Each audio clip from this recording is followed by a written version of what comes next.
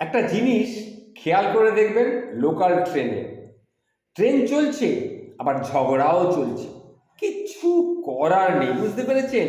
কিচ্ছু করার নেই। সমস্ত জন্য দায়ী হচ্ছে ওই ট্রেনের কর্মকর্তারা, যারা ট্রেনের সিটটাকে এই 3.5 জনের মাপে বানিয়েছে। এই 3.5 নম্বর ব্যক্তি হলেন বাপের গোপনে বিয়ে করা মায়ের সন্তানের মতন। তাকে নিয়ে সম্পত্তি ভাগ মানে ট্রেনের সিট ভাগে সমস্যা হবেই হবে। এছাড়া ট্রেনে উঠলে সবই কেঁচোগুলো নিজেদের অ্যানাকন্ডা বলে মনে করে। অর্থাৎ ট্রেনে একবার উঠলে সমস্ত কেঁচো নিজেদের অ্যানাকন্ডা বলে মনে করে। টিকিট কেটে উঠেছে মানে গোটা ট্রেন তার বাপের কেনা। এছাড়াও এরকম অভিজ্ঞতা আমার আছে।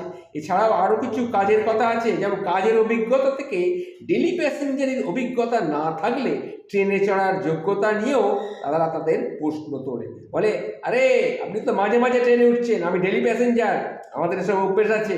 ওটা 3 জনের সিট নয়, ওটা 4 জনের সিট।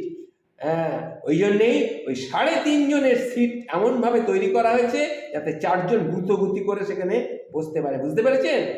সকলে পেটে গ্যাস আর বুকে বারুদ দিয়েই তাই ট্রেনে উঠেই আগুন লাগাতে কিন্তু তাদের আর দেরি হচ্ছে না। কেউই বিনা সূচে বিনা যুদ্ধে সূচগ্র মেদিনী ছাড়তে রাজি নয়।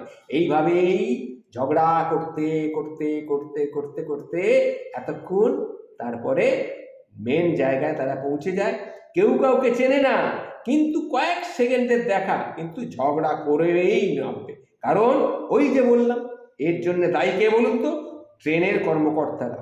ওই 3.5 জনের সিট বানিয়েছে তারাই, এটাই তার জন্যে দায়ী। নমস্কার।